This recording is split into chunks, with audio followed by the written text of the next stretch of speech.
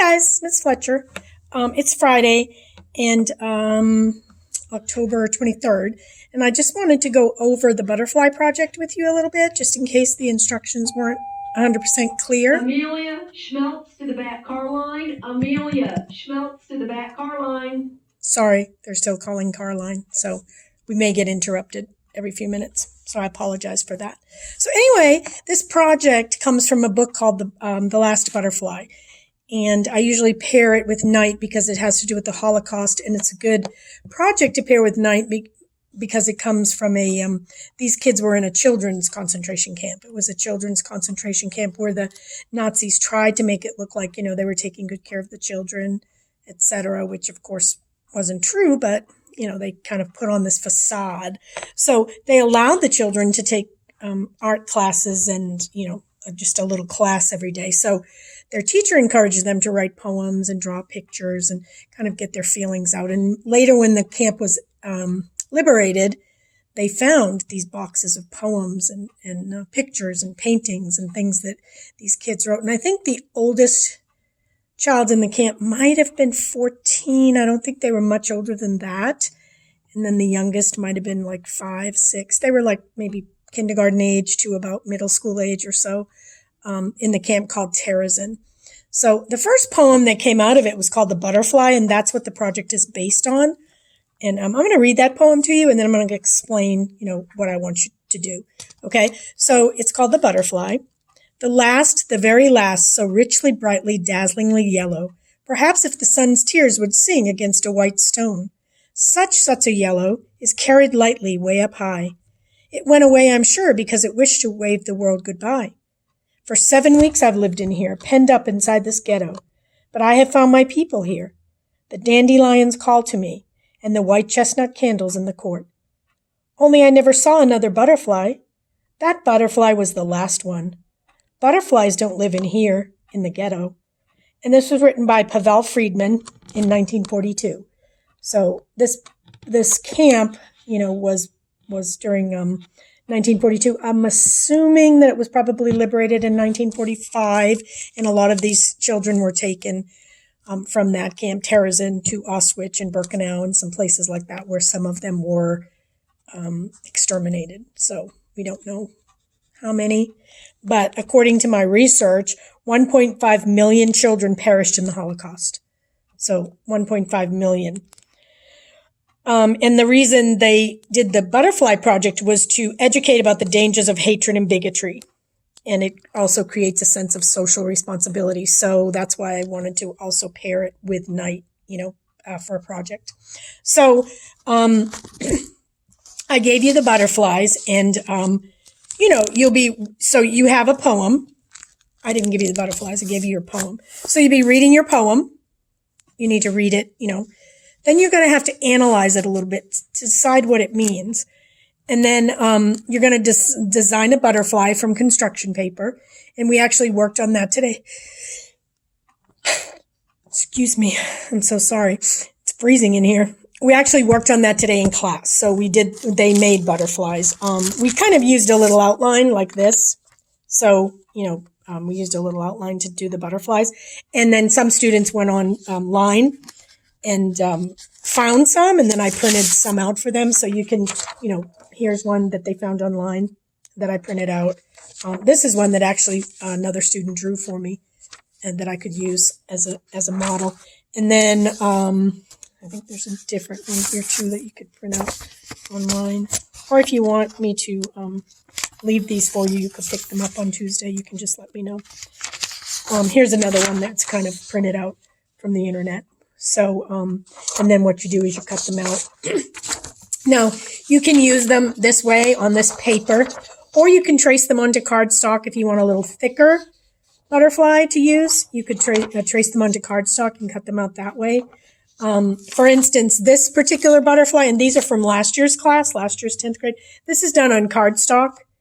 And the colors that the student used are blue, yellow, and black. So they made the blue background butterfly, then they put a little white butterfly on top of it and kind of shaded it in yellow, and then did their black, and also put their pictures, their illustrations on that had to do with their poem. And their poem was called On a Sunny Evening. So it has different pictures of things that represented the poem. And you can see that looks like a shattered window or something there. So, but this one was done on cardstock. So, and then I have another one done on cardstock that's a smaller version. This is the smaller butterfly. And this person's poem was Man Proposes, God Disposes.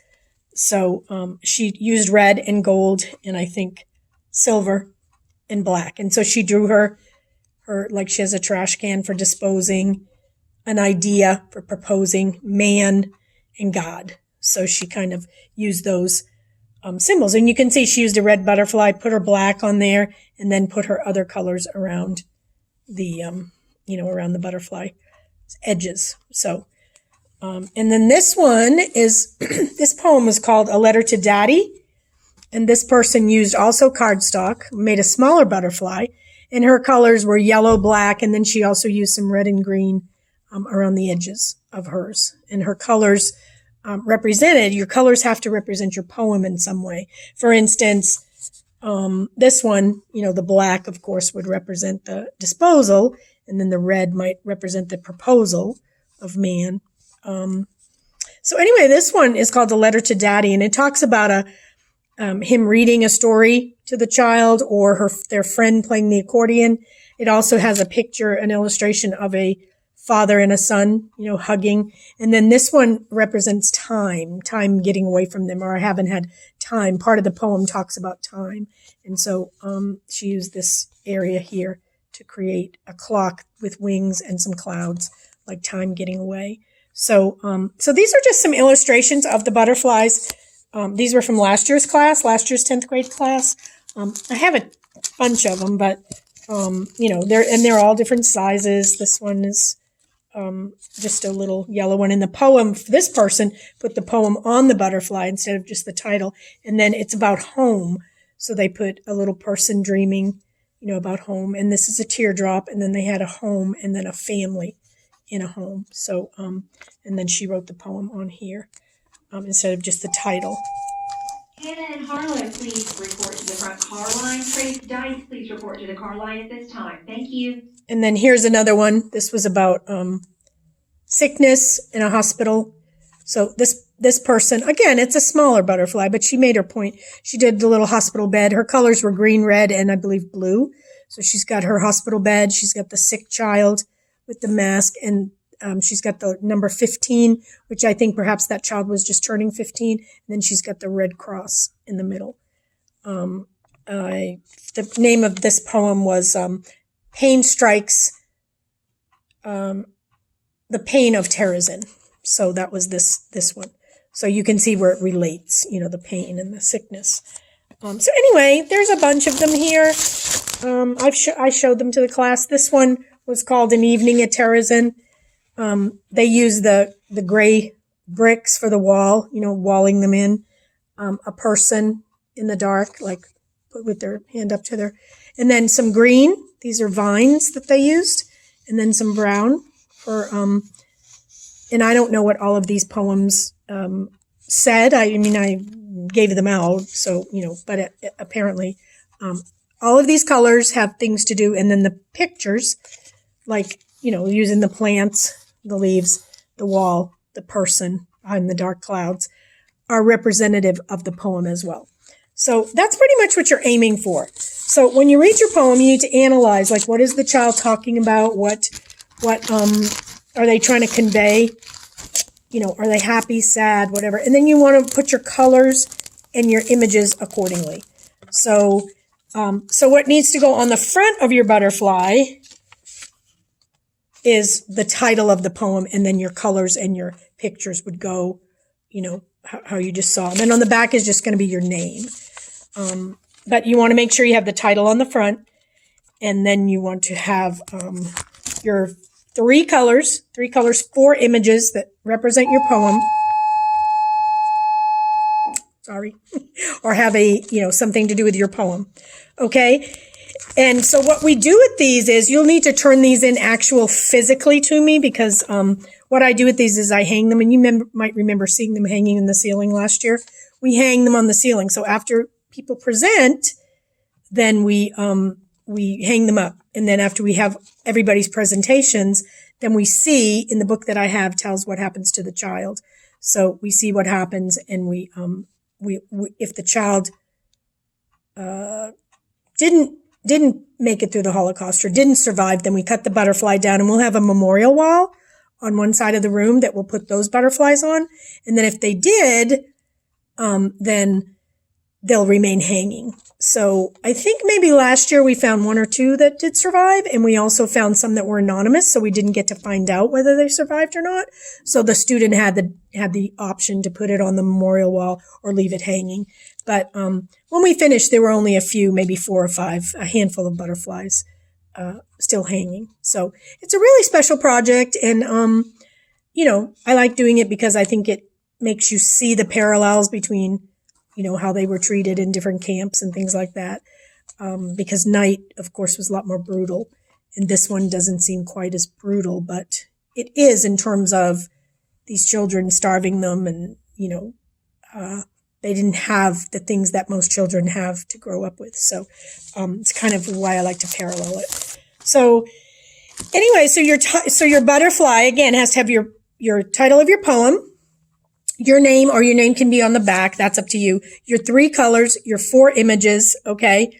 They can be either drawn or cut out from magazines or from the internet, and you can see that, the images on that one, and I'll just hold this up, were cut out, weren't drawn, but then she did all of this intricate art in the background. So, that's up to you if you want to do that. The one with the letter to Daddy, that was all hand drawn. So if you don't have the artistic ability, don't worry about that, because you can always get the images from the internet. But you're going to have to physically turn these into me. So they're due on November 2nd. And when you finish them, you can bring them, and either bring them to me or drop them off. And, because I'd like to include them in our actual, full project when we get it all finished. So, so that's pretty much how that works. Please take care of the poems. I spent about $60 on this book, putting all of these poems and things together from the book that I bought, which was about probably $30 for the book itself. So, it means a lot to me in my own personal belongings. And, I like to, continue this project, if I continue to teach, because I think it's really important. So, if you have any questions, if you have any issues with it, you don't understand something, please let me know. Please get in touch. I'll be glad to, provide what you might need. If you need any paper or cardstock or whatever, I'll be certainly glad to provide that for you. You can just, let me know, and I can put it down at the office or that sort of thing. So, anyway, that's kind of where we are with it. We just started on the butterflies today. On Monday, I think we're going to finish that part up, because most of the work is going to be done by the students at home, not necessarily in the classroom. And then they're going to present them. I may even get you guys to present yours online, on a video. So I hope you don't mind, but I feel like I really want you to be part of the class with this particular project. And your presentation is part of your overall grade. So you will need to present it some way at some point. So keep that in mind as well. And if you have any questions about that, please let me know.